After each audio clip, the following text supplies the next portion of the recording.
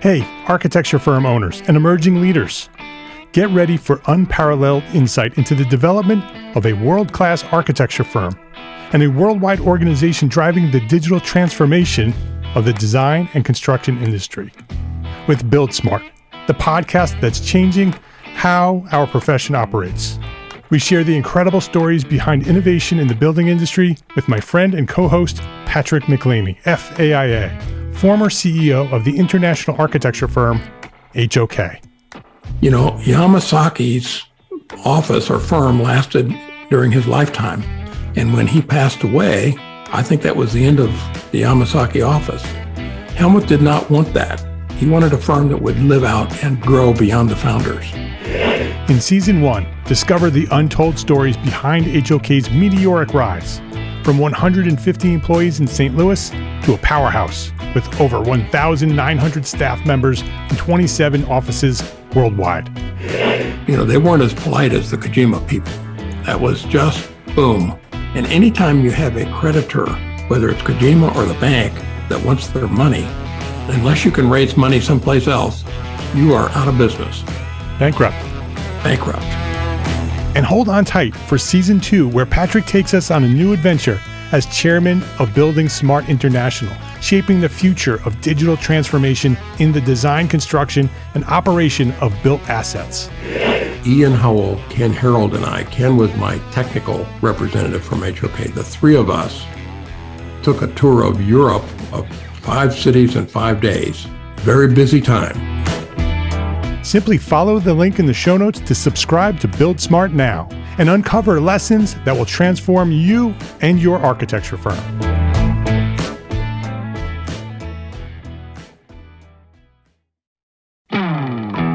Hey, architecture firm owners and emerging leaders. Get ready for unparalleled insight into the development of a world-class architecture firm and a worldwide organization driving the digital transformation of the design and construction industry. With Build Smart, the podcast that's changing how our profession operates. We share the incredible stories behind innovation in the building industry with my friend and co-host, Patrick McLeamy, FAIA, former CEO of the international architecture firm, HOK. You know, Yamasaki's office or firm lasted during his lifetime. And when he passed away, I think that was the end of the Yamasaki office. Helmut did not want that. He wanted a firm that would live out and grow beyond the founders. In Season 1, discover the untold stories behind HOK's meteoric rise, from 150 employees in St. Louis to a powerhouse with over 1,900 staff members and 27 offices worldwide. You know, they weren't as polite as the Kojima people. That was just boom. And anytime you have a creditor, whether it's Kojima or the bank, that wants their money, unless you can raise money someplace else, you are out of business. Bankrupt. And hold on tight for Season 2, where Patrick takes us on a new adventure as chairman of Building Smart International, shaping the future of digital transformation in the design, construction, and operation of built assets. Ian Howell, Ken Harold, and I, Ken was my technical representative from HOK. The three of us took a tour of Europe of 5 cities in 5 days. Very busy time. Simply follow the link in the show notes to subscribe to Build Smart now and uncover lessons that will transform you and your architecture firm.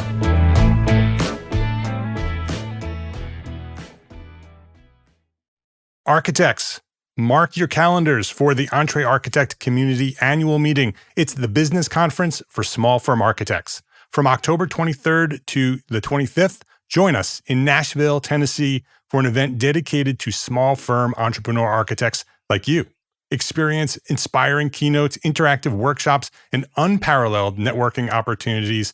This is your chance to learn, share, and grow with peers who understand your journey. It's a unique conference, unlike any of the others. If you're a small firm architect business owner, this event is for you. Secure your spot today at smallfirmconference.com.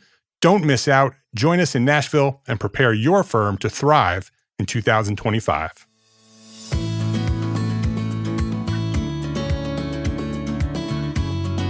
My name is Mark R. LePage, and you are listening to Entre Architect Podcast, where Each week, I speak with inspiring, passionate people who share their knowledge and expertise, all to help you build a better business as a small firm entrepreneur architect. Today, I'm thrilled to welcome Jeremy Zick, a visionary business leader and CEO of WeCollabify. WeCollabify is transforming the architecture, engineering, construction, and manufacturing industries by educating and empowering firm owners and staff with global-level business management strategies. Their unique insourcing methodology combines the benefits of offshore resourcing with in-house collaboration, ensuring long-term success for firms. Jeremy Zick, welcome to Entree Architect Podcast. Thanks, Mark. Thanks for having me on today. Oh, I'm excited about this. This is a question that our community often has. How do you get help with remote teams? How do you use outsourcing? How do you hire people remotely? And so that's what we're going to talk about, and maybe be able to share some information with our community about what to do right and what to avoid, and share a little bit about your firm, WeCollabify. But before we do that, I always love to know more about my guests. So I want to know your origin story. So when did you discover your passion for what you do today, and who or what inspired you to get started? So my origin we'll just start at university. I studied architecture in university, got a degree in environmental design, and I finished kind of 2006. And then I had been working kind of in construction at that time, supplementing my knowledge really. And then I was starting to look for a job in 2008, and there was the big housing crisis, and it was just a really, really bad time to be looking for a job in the field of architecture. And instead of continuing to try to find something, I decided to take a trip, and I ended up doing a road trip down through Central America, and Colombia was the destination of that particular trip. And I fell in love with the city Medellin, which is where I ended up. And when I got there, I met with some real estate people. I was looking to try and tie together my desire to be an investor in real estate area, plus my background in construction and in architecture, which I had just studied at university. And so I got involved. There were 3 people at the time. And it's when I first kind of realized that, wow, one city might be on a major downswing and another city on a complete upswing. So Medellin, one of the exciting things about that city was at that time was on a big, big upswing. And so it created a lot of growth, a lot of opportunity, and it was really fun. So I worked with that company, and we ended up growing and scaling that business from a 3-person firm up to it was a 120-person firm with 5 different cities in 3 different countries, where we were doing investments, package investments. So there was a looking for properties side, the acquisition side, then there was a architecture side, doing all the design and construction management, and then we had a hospitality side as well. So we grew all that, and then I ended up being in charge of that business for the last 5 years, basically running as the president while we were doing expansion and growing that whole firm. Once that opportunity came to an end, I started looking back at the US, and I was really interested in getting back involved with more architectural firms. And so I got involved with a firm in Austin, Texas. I came in as the CEO, and what I was doing was pulling in some of the resources that I had known at that time and or been aware of, the skill sets that were available. And so we started incorporating in that firm as part of the strategic strategy or the strategic kind of direction to implement this remote talent and completely embed them into the fabric of that particular firm. And it worked out really well. That firm was one of these firms that had been in business 23 years.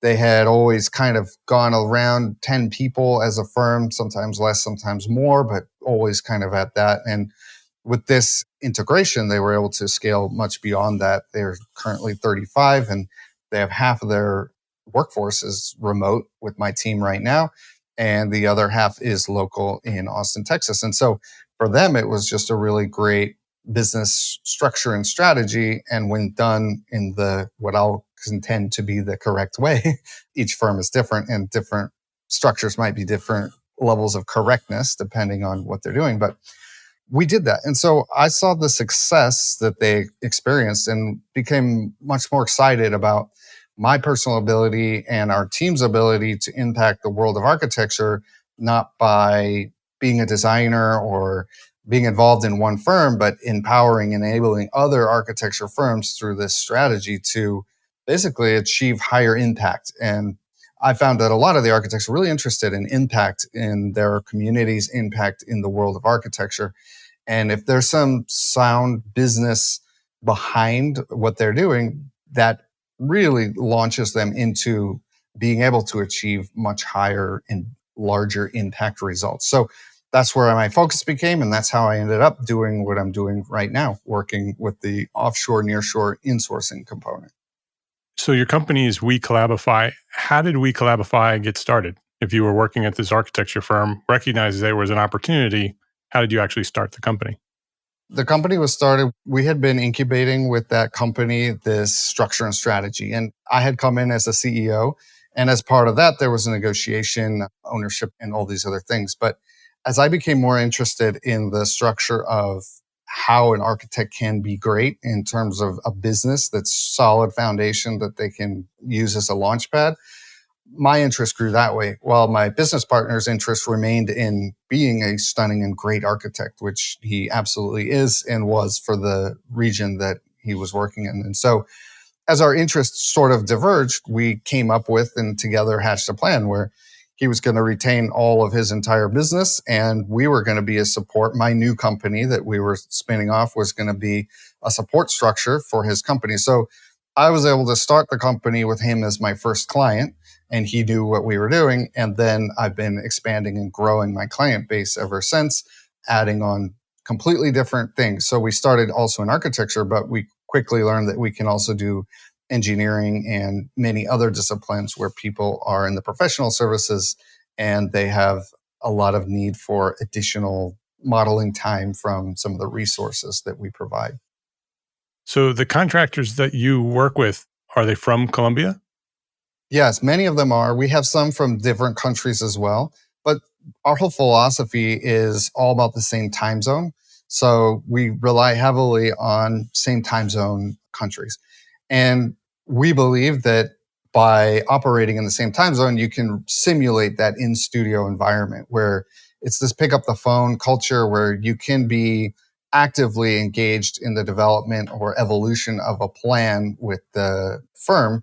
And you can be a much better kind of integrated talent member if you guys are on the same exact time zone. So that's why we focus in the Central South American countries. So I like the idea that it sounds like to me, and correct me if I'm wrong, it sounds like you bring in contractors, independent contractors, they remain independent contractors, but you integrate them into the structure and the fabric of the firm. And so they essentially feel like full-time employees, but they're actually remote contractors. Is that right? That's exactly right. That's exactly right. And the reason that we're doing this kind of integration, and we actually spend quite a bit of time on helping the integration process. There's some, tips and tricks that people can do. But at the human level, we really want people to make friends and build bonds, friendships, and connections together. Because once people are connected in that way, they can communicate much more effectively, much more quickly, and then they're both or all parties involved are very bought into the success of the other parties at the table. So that's why we've kind of pioneered this super interconnected thing. The other reason that we did is the firm we piloted this at was a very highly specialized, very custom architecture. They were doing what I will say capital A for architecture, where the design journey was often very long and very meandering while they found what they really felt was going to be the best solution. And so with that architecture type, the more collaboration you can have among the team, the better and more successful it can be. And with the remote talent, now that we have some additional tools and techniques that are available, I think we can really simulate that in studio environment with remote components, as long as we're not saying this is an all remote team, because I think there needs to be a good blend of local talent, local knowledge, management, client relations, and then other elements that are playing in support to that. And those elements can be the gamut from a career experience range, somebody from a modeler who's entry level, great at the software, but maybe young in their career, to project managers, BIM managers, and we provide all of the gamut depending on what the needs are of the specific firm that we're working on. What do the tools and technology look like in order for this to work in an integrated way? So there's a couple things from tools that are very kind of cut and clean. And then there's some of it is best practice. And so I will say, even though you asked about tools, there's a best practice component that's going to go dovetail with that. So for one, very easy tools like a telephone. People pick up a phone and can call their talent and quickly run through something. Maybe they have a client meeting or something. That's absolutely critical. But mostly they're going to be interfacing on the platforms that are available, Teams or Google Meet or any of those, anything that's facilitating the communication. So those are the basic level tools. Within the field of architecture, then there's the kind of platforms that people are on. There's lots of different ways to solve it, but usually someone's on Revit, on ArchiCAD, and then usually there's a cloud-based solution for that platform that they're on. The cloud-based solution is always going to be the best, but many of our clients don't use that or aren't accustomed to it, or their process doesn't currently handle it. So if that's the case, then the way their server is structured, the way access is structured, those are all various different tools. And then in terms of the elaboration of architecture, because I think really architecture, when you get down to it, is absolutely about transmitting knowledge. People come out of university, they've learned all the conceptual, but they haven't learned the technical. So that's what they need to be learning through the course of their career.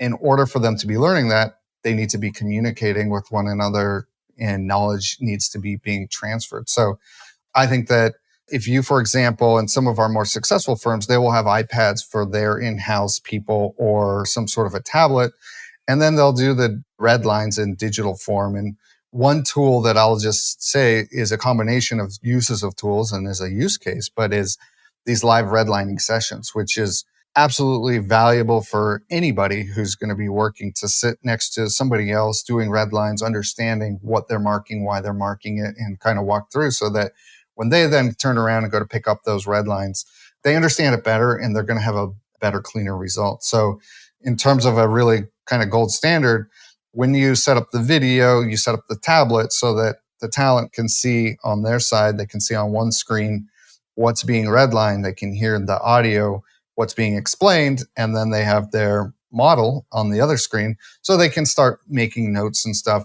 That's like a good example of a tool use where they're using all these very standard basic tools, but using them in a way that really advances that person's future ability to come back with great results. What about project management? And what kind of project management tools are you using? So from a project management perspective, we always go and mirror exactly what the client's doing. A big important part of the success of this is to start as a starting point, just entering and becoming part of their world and not trying to adjust and change things. But we, of course, have opinions. We see lots of different clients manage projects lots of different ways. And depending also on the project type, the complexity, and everything else. But Monograph is one that I really like visually and that we've had successful clients with. It's good for what I consider kind of basic visual understanding of, okay, where's the budget? What's the schedule generally looking like?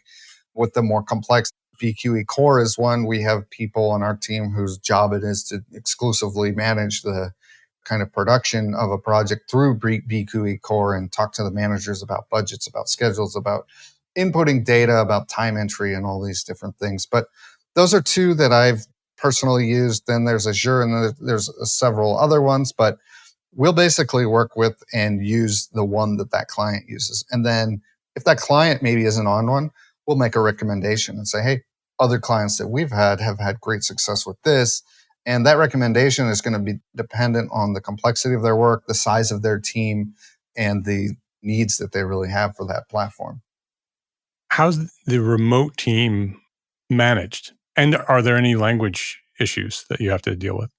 So with language, we were always finding English speakers. So there's not language issues. Sometimes a firm will have Spanish speakers on their team and we'll put Spanish speakers with their Spanish speakers. And that really lightens up the Spanish speakers because they suddenly become much more important from a communications perspective. And I've seen several occasions where those people, they kind of go from I'm just production and I'm going to check in and check out of the office as needed to I'm highly engaged. I'm excited with what I'm doing because now it's important and the people that I'm working with rely on me. So we'll cater that to the firm's needs. But by and large, we always start with great English speakers and the English is very good. And so we don't have any issues with communication on that. And then from the management structure, one of the things that I think is really great about this structure that I love is that we will take producers. Let's say you're running a firm and you're out of Chicago, to pick a city. And let's say that team on your team, you have 10 people who really know your architecture. They know the way you like to do your drawings, your graphic standards, they know your templates. So those people are all like absolutely gold in your firm. They have institutional knowledge and you can rely on them to make decisions that are going to be to the best interest of the firm. So the way we'll manage the remote talent in that case is start off by pairing one of those people who's probably right now a producer in this hypothetical firm. They're probably in the model, spending a lot of times in the model, kind of getting everything buttoned up and dialed in. So what we'll do is pair somebody on the production side with them, and they'll start learning and exercising delegation, leadership, management skills. And that kind of one-on-one pairing to start really functions exceedingly well because it empowers the person on the US side for their career to take a management and leadership kind of responsibility trajectory. And then they're also doing work directly with that remote talent. And frequently when you're putting remote talent in that situation, you're starting with somebody who's really great in the model, but maybe earlier in their career in their overall architecture experience. Maybe they have 5 years, for example. So they can do a lot of things, but they're still going to benefit greatly from the guidance of somebody who knows the firm, knows all the standards of the firm, and then also knows the technical components that that firm is likely to be working with. So that's a great starter management structure. Firms that are larger or maybe have bigger teams, we use the AIA roles in terms of we have emerging architectural staff level 1, level 2, and level 3. So in some cases, we'll start off with a level 3 and basically let that person learn from management the way they like to do things. And then we'll build a team underneath that level 3 person. So it really is going to be dependent on the specific firm, how big they are, what their needs are, who specifically is on their team, and what their skill levels are and aspirations. And most of the firms are going to have people who are really great at what they do with aspirations to grow in their own careers. And they are going to really benefit from getting the ability to pursue the leadership management. So it sounds like there's management strategies on both sides of the team. Exactly. There's strategy where you have somebody at a higher level on the remote side managing a remote team who then has connection back with somebody else on the permanent side, or I guess the in-house side. But that's another thing is it sounds like what you're describing is a long-term relationship. This is not, hire somebody, do a model and render it, and then you never see them again. 100%. Is that the strategy that you're working with? It's a long-term team? 100%. Yeah. And that comes from a lot of conviction I have. So having run a firm, I've seen, and I think so many firm owners have seen the high turnover that can happen in architecture. The group that I entered, they were turning over more than 30% of their staff every single year. And that just means that you're, instead of like spending your time taking somebody and training them advanced skills, you're always training them the beginnings. Like, okay, this is how we like to communicate our graphics. This is how we like to do this. So if you're constantly focusing on the beginning, then that person leaves, then you're going to retrain the beginning. That's, I think, where a lot of firm owners get really stuck in their business because they're continually spending all this time and energy to get trained up somebody who's relatively new to their firm and ecosystem. And as long as that's the case, you're just never going to have the time to then do the more advanced things or focus on sales because now the production is going, or focus on growth, or focus on impact. And so for us, one of the absolute cornerstones is the longevity. And that's one of the things that differentiates us and the model that I chose from some of the other outsourcing, because they really are temporary oriented, or maybe they'll give like a quality control who's permanent, but they're going to draw from a pool of people who may or may not be available at any given time. And that means you're always getting new people on your project. And because there's so much technical depth that's needed to be understood, both from the kind of, does this comply with code side? Is it technically going to be waterproof and all those types of things? But then also, this is how our firm likes to represent or portray this or do these things.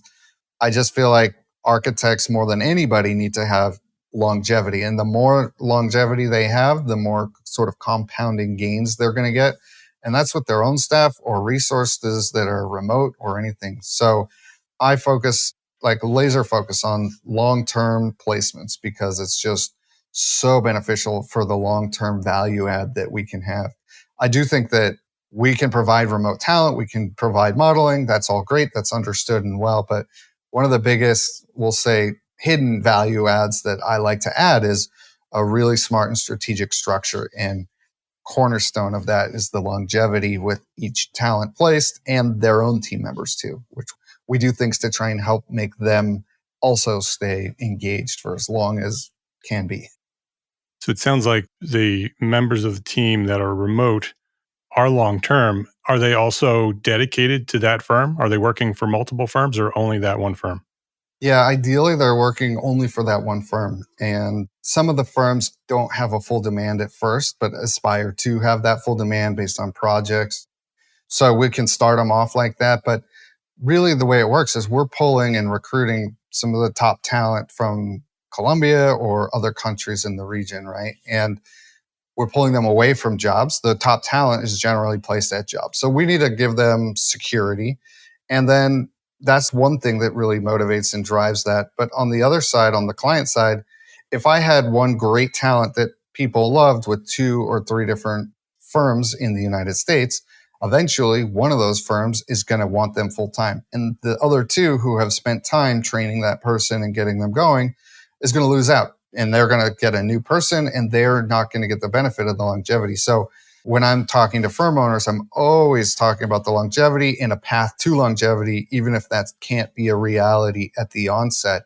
And again, it's just so that every minute that they've spent or somebody's spent working with the talent to get them going can be preserved so that it doesn't have to be repeated again. Let's take a quick break to say thank you to our sponsors for their support of this episode. Architects, listen up. Is something interfering with your happiness or preventing you from achieving your goals? Regardless if you have a clinical mental health issue like depression or anxiety, or if you're just a human who lives in this world and is going through a hard time, therapy can give you the tools to approach your life in a very different way. I know this community of small firm architects very well, and I see many of you struggling.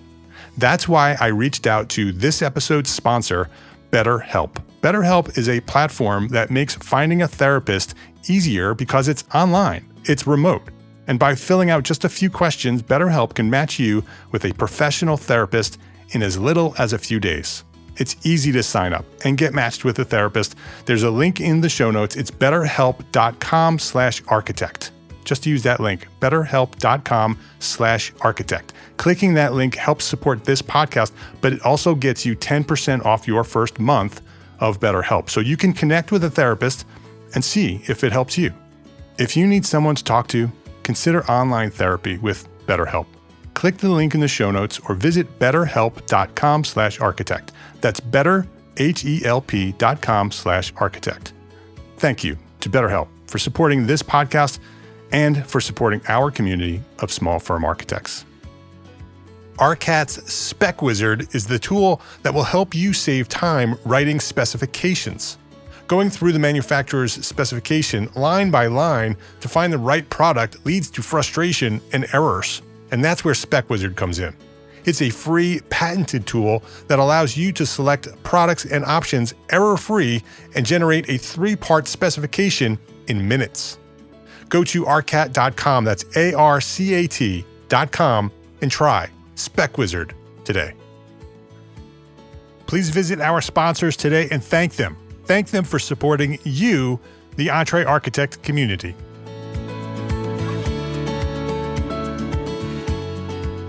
What are some of the benefits of using a remote team over hiring locally?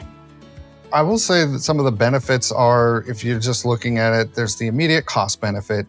The cost is going to be about half as much when you're looking at a remote versus the in-office. And that cost benefit really, if you're taking into account benefits and retirement and all these things, for about half that cost, all those are included and the remote talent are getting all those things. It's just about half that cost. So that's the immediate and obvious one. But there's lots of these other unexpected sort of value adds that I didn't anticipate when I went into this. But one of them was the office footprint. And that's kind of a huge one because frequently the cost of the office rent is a fairly large part of a expense on an architecture firm. And so with that firm in Austin that I mentioned, they over doubled their size, but maintained themselves in the exact same office space that they had always had. And that space absolutely didn't have capacity. And if they wanted to get a new space, it was going to be almost triple what they were paying for their existing space to accommodate the number of people. And I had a client, they had designed a beautiful office and they were growing and they had this beautiful like architectural office for the architects. They moved in, and the day they moved in, because the planning and the construction took so long, they were at capacity. And so their goal was to introduce remote talent so that they didn't have to move offices again because they just got moved into their dream office. So that's one other kind of minor benefit, but there's a ton of other ones. One thing that we do, and this is a strategy to try and help build connections, but we'll invite once a year, we have a retreat and we'll do it in Colombia. And on a volunteer basis, we'll invite clients, people who are interfacing with the talent, and then we invite the talent. And it's a lot of fun. It's a lot of architecture, and then it's fairly loose so that people can build relationships. The whole goal was, and we did this retreat in Colombia on the beach in a very beautiful architectural beach house. And we invited multiple different client members, and people came voluntarily from those organizations. And then we made sure we housed them and had food and everything for the event. And it was really fun because people were able to interact, communicate, and have conversations about who they're working with, what they're doing, and understand from each other what they're doing. And our goal is that if those people can make at least one friend in that event that's going to go on, then that just really helps the community of the remote talent that we're doing stay together and unified, which is important for their longevity. It helps the client side get connected to the talent and understand the cultural. There's this cultural exchange, which is actually really quite cool. So that's another value add. And at that event, when we were interviewing some of the people that were working with the talent, one thing that they were saying is, we really love that this talent thinks differently than us. And so when we're going through the schematic design process, they have these unusual yet great ideas that we can then bake into the work. And so they're really excited about having this international footprint and international perspective from somebody who simply thinks different because they grew up in a different location, different place, and with different architecture. That sounds like a lot of fun. Yeah. That event. And I could imagine that it reinforces those relationships, right? Because they're working together every day. So they're obviously forming bonds and becoming friends online. So to be able to bring them together and really meet person to person, it 10x's that relationship building. Absolutely. And I'll give you a quick example, but we had one guy, he's really stoic, kind of, he's got all the greatest aspirations to be a good leader. And it was really difficult for the team to communicate with him. The remote team would send him a communication, and then he might wait 2, 3, 4 days and then kind of come back with a response. He was also very methodical. And so he went down. And another thing that we do is actually we'll invite people to come down and do trainings for the team just on general subject matter. So he went down to do that, ended up with a lot of FaceTime integrating, really enjoyed and came alive in many respects. That culture in this place, and this was in Colombia, but the culture is very open, social, and they open people up. And so he loved it. And then when he went back, we just noticed that any communication that got sent to him within 5 minutes, he was on it. And so one, unexpected result there was that we just massively reduced the amount of time to get a response on a communication, which is really helpful, especially in most firms when people are running a million miles an hour to try and keep up with the next deadline. Yeah. I would say that the respect level probably rises as well. When you don't really know someone, right, you can let them wait because you don't really know them. They're going to wait until you give them a response. But once you meet them and you build a relationship with them and they ask you for a favor or an answer, you respond because now you respect them because they're friends or you just know them better. Absolutely. And I think that that's one of the things that you can work on as a firm owner to make this successful. And it's not that hard. Through the remote, we had a series of strategies, and one of them is a weekly sort of coffee where people get together to talk about whatever they want to talk about, really. And sometimes we would spur those off. I have this list of, it's some article in the New York Times. It's like 25 questions that'll make you fall in love. And I know it sounds strange, but they're a little bit more personal questions about getting to know a person more deeply. And so we'll spur that off with one or two of those questions. And then suddenly the communications between people they're getting to understand each other a little bit the way they tick. And it's fun for both parties to start to have this sort of off-continent friendship that develops. And it's all because of this long-term relationship that's built into what you're doing. Yes. That it's not just this temporary project-based relationship.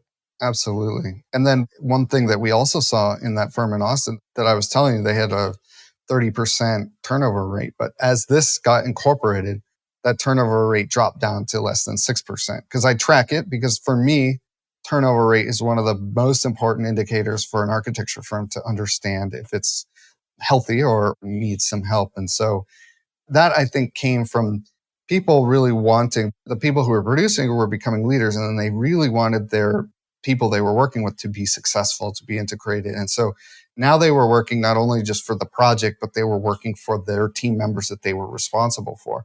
And I think that additional responsibility in that sense of, hey, this person is relying on me. This person they've got a family, they've got a situation that they're involved with, that they rely on this to be able to provide for that family. And so as that kind of comes, I think it has a stabilizing impact on the firm, even though they're, just interfacing with this remote talent.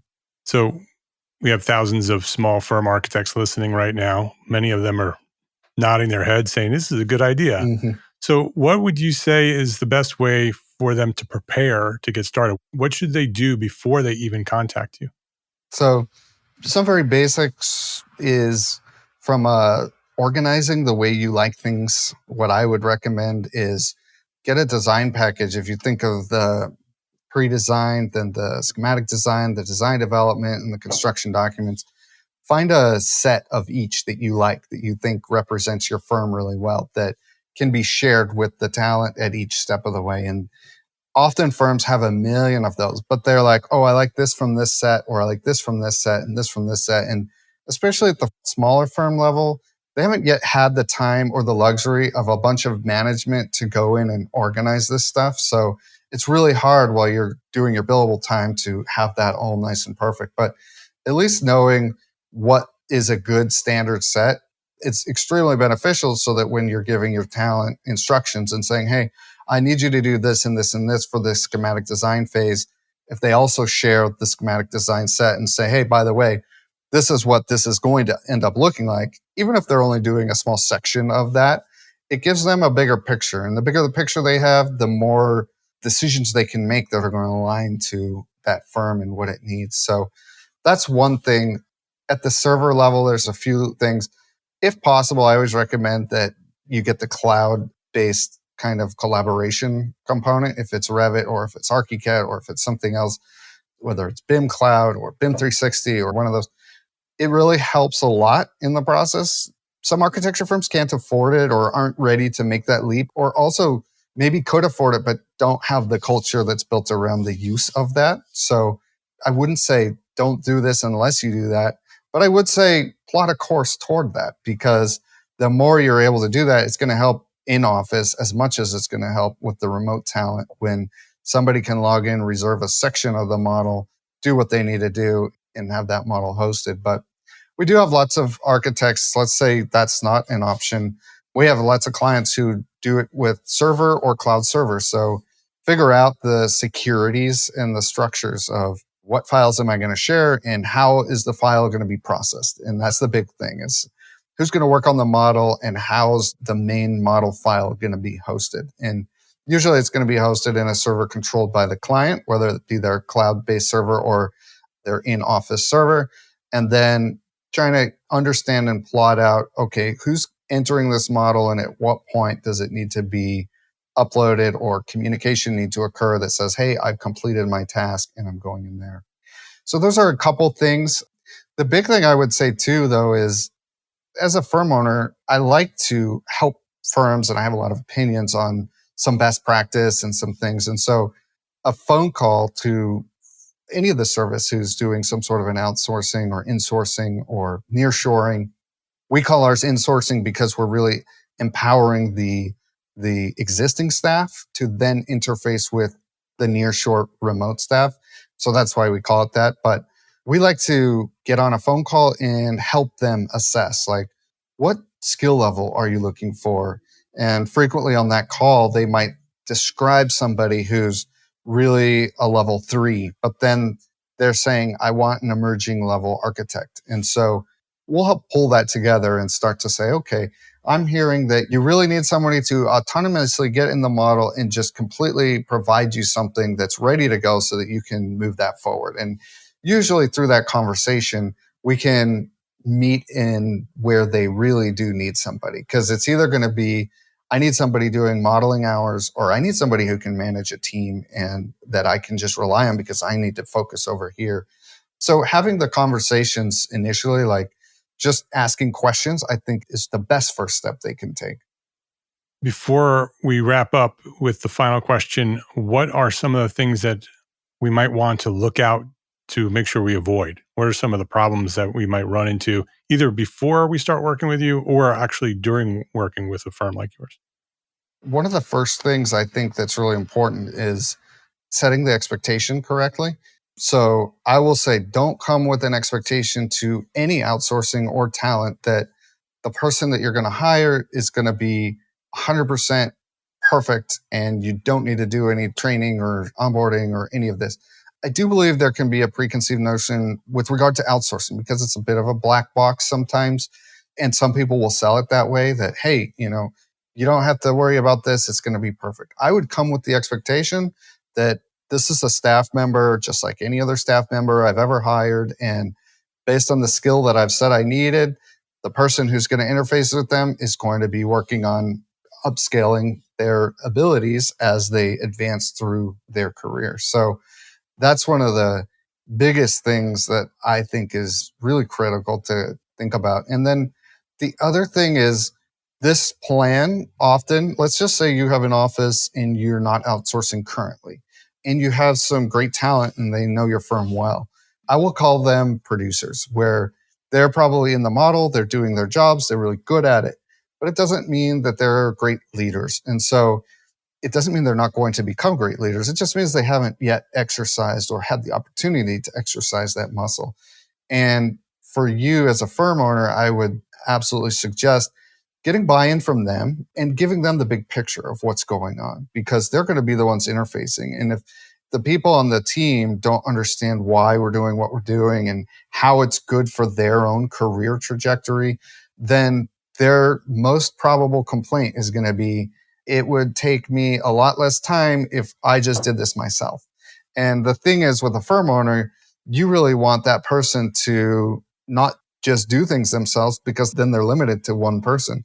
That person, over a period of time, you want them to be able to manage and lead a team of people doing it to the level that they're currently doing it. And so there's this sort of, a financial structure where as they advance in their careers and their experience, their cost to your business goes up, but so their billable rate also goes up. So at a certain point, their billable rate and their cost, it's no longer viable necessarily to have them doing the same activities. So now they need to kind of take on that leadership and management role. So I would say, knowing that that's the case, and then there's a couple steps that you can take to foster that transition, where A few basic frameworks. One I really like is the Blanchard leadership training, which is it's just a little bit of framework for understanding the different skills of different people. And it really helps a production oriented person who's really developed this skill of producing great drawing sets.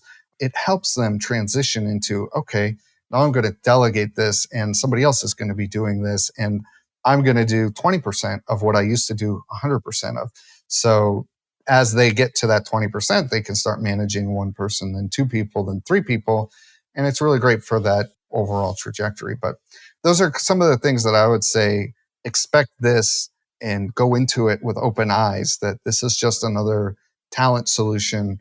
It's not a kind of magic wand, everything's going to be great solution, which I think you just kind of have that preconceived notion often when you're thinking of outsourcing for some reason.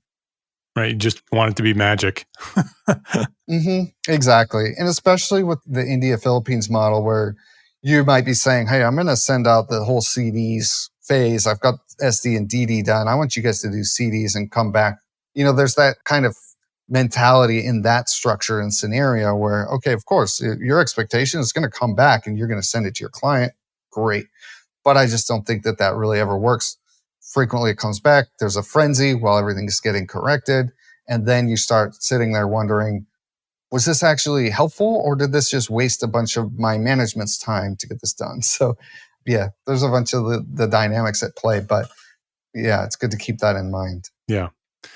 Jeremy, you have run several businesses in your career. You've started several businesses in your career and built them into successful enterprises. What would you say is one thing that a small firm architect can do today to build a better business for tomorrow? I think the biggest thing, and it's something that I really love about what you and your community are doing, is focus on the business. A lot of architects that I know have gotten into it because they love architecture, and that's great. But somebody, and if not you, somebody needs to focus on the business, because I see a solid foundation as a business as a springboard towards that impact, really. And if you're so busy focused on all the impact all the time and the business is not run, let's just say, in a way that's like economically viable, sometimes is maybe a good way of putting it, it's going to continually pull you right back to where you don't want to be.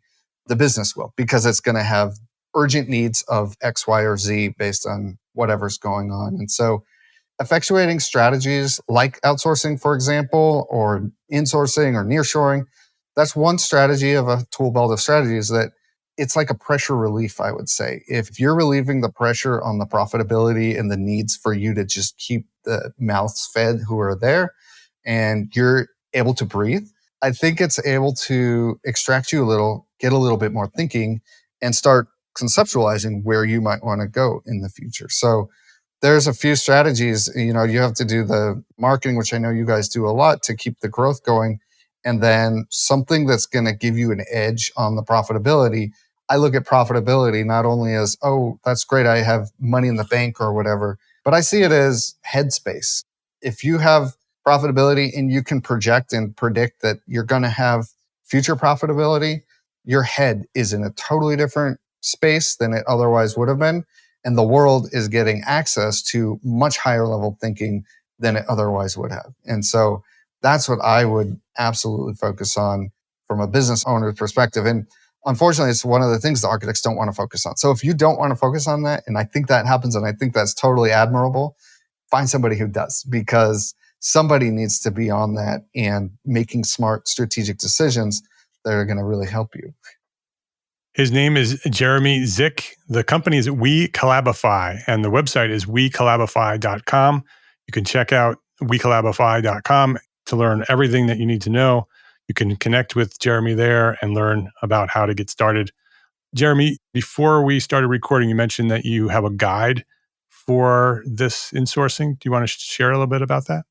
Yeah, certainly. So we have a guide. It's like a blueprint to outsourcing, essentially. And in that guide, we talk about not just our model, the way we go about it, but we talk about outsourcing in general. And it's very helpful. It was designed to be helpful and not full of fluff so that people can read that and understand some of the things that will hopefully get them into a better position to be able to take advantage of outsourcing. And there's things from integration tips to strategies and case studies to best practice and things that I recommend looking into when you're assessing which type of outsourcing is better for me based on my project types. And so this guide is available, will become available actually within the next 2 weeks.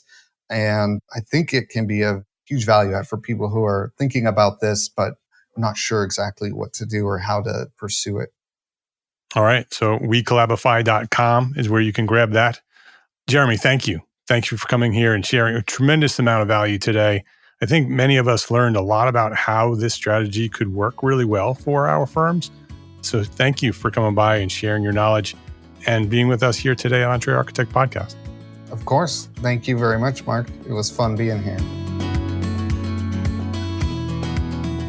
If you liked this episode of Entree Architect Podcast, please share a link to this episode with a friend. Either just click the share button or highlight the URL and send the link to this episode with a friend, because that's how Entree Architect has grown to serve thousands more architects just like you throughout the 10 plus years of Entree Architect. That's how we've grown, architect to architect. So I would love for you to share this episode and all the episodes with one friend every week. Would love that.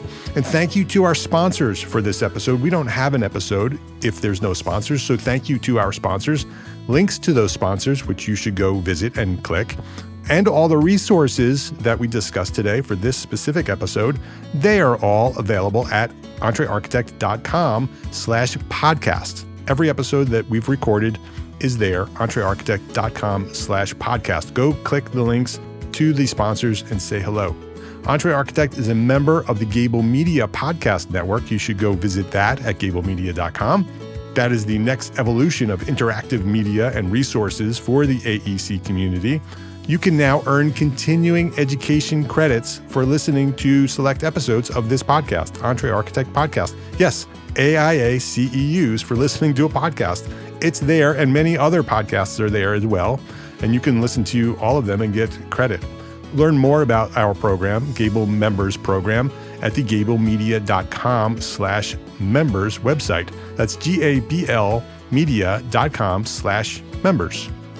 And if you are a small firm architect, join us today at Entree Architect Network. That is the worldwide organization for small firm entrepreneur architects. If you own your own architecture firm, you are an entrepreneur architect. You are an Entree Architect. With weekly live group business coaching, we have business coaching there, monthly live business training with AIA CEUs, 2 a month, so 24 AIA credits per year, including 12 of those are HSWs. We have them in the membership. Business resources, all the resources you need to run your business, special session webinars, mastermind groups, and a thriving community of small firm architects just like you. Hundreds of architects are there waiting for you to join. So we provide the support and encouragement you need to succeed as a small firm architect. I know that you haven't been trained as a business person when you launched your firm. That's what we do. Come learn how to run a business at Entree Architect Network. And today you can go join right now for free for 30 days at this link, entrearchitect.com/30 days will give you free 30 days for membership. Go check it out at entrearchitect.com/30 days, and I will see you there. Thank you for listening to this episode of Entree Architect Podcast. My name is Mark R. LePage, and I want you to remember 3 words: love, learn, share. Have a great day.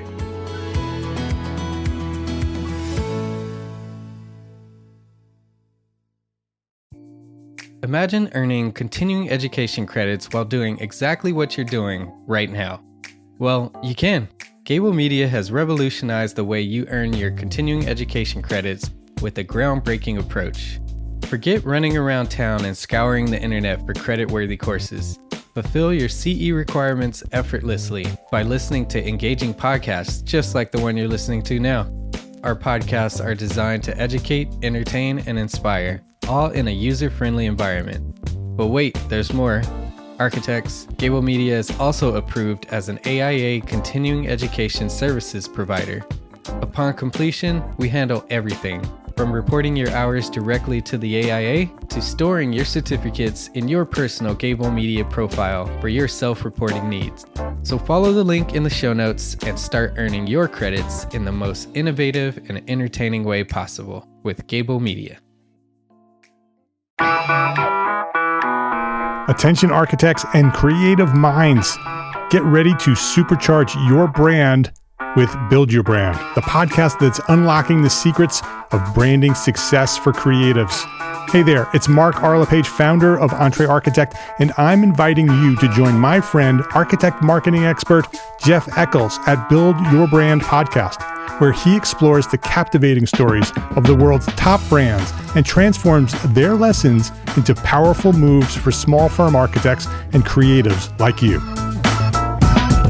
In Season 1, Jeff shares the thrilling tale of Southwest Airlines, where he dissects their journey to the summit and distills it into strategies tailor-made for you. It's important to keep in mind that companies like Southwest compete in the real world, just like you, and face real-world challenges, just like you. You might be surprised at how similar those challenges are to the struggles that you grapple with on a day-to-day basis.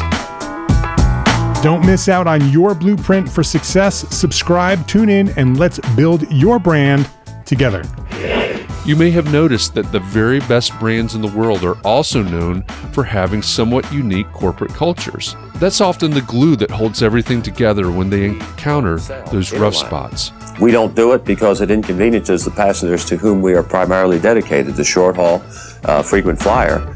Follow the link in the show notes to subscribe to Build Your Brand today. Remember, no matter the size, the journey's the same. Your brand's journey to the top starts here.